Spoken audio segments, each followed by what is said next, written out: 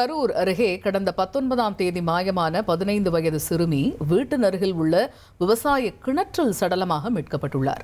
இதுகுறித்த கூடுதல் தகவல்களை செய்தியாளர் மணிகண்டன் வழங்கிட கேட்போம். இந்த சம்பவத்தின் முழு பின்னணி என்ன மணிகண்டன்? வணக்கம். கரூர் மாவட்டம் நெரூர் செல்லக்கூடிய சாலையில் உள்ள கிராமத்தில் 15 வயது மதிக்கத்தக்க சிறுமி ஒருவர் அருகில் உள்ள அரசு பள்ளியில் 10ஆம் வகுப்பு படித்து வந்துள்ளார். கடந்த 19ஆம் தேதி வழக்கம் போல வீட்டில் பெற்றோருடன் உறங்கிய அந்த மாணவியானவர் அதிகாலை வீட்டில் பெற்றோர் எழுந்து பார்த்தபோது மாணவியை காணவில்லை என்று கூறப்படுகிறது. இதையடுத்து அக்கம் பக்கத்தில் மகளை பெற்றோர் தேடியுள்ளனர்.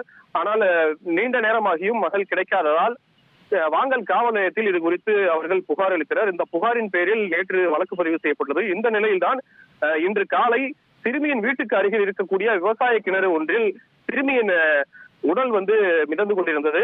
இதை பார்த்து அதிர்ச்சி அடைந்த பெற்றோர் மற்றும் அக்கம் பக்கத்தினர் போலீசாருக்கு தகவல் கொடுத்ததன் அடிப்படையில் காவல்துறையினரும் தீயணைப்பு துறையினரும் சம்பவ இடத்துக்கு விரைந்து மாணவியின் உடலை மீட்டு கரூர் அரசு மருத்துவக் கல்லூரி மருத்துவமனைக்கு பிரேத பரிசோதனைக்காக அனுப்பி வைத்துள்ளனர்.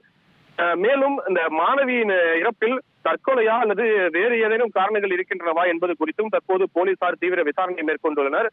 இந்த சம்பவமானது தற்போது அந்த பகுதியில் பெரும் சோகத்தையும் அதிர்ச்சியையும் ஏற்படுத்தியுள்ளது. தகவல்களுக்கு நன்றி மணிகண்டன். இனி செல்லும் இடமெல்லாம் செய்தி.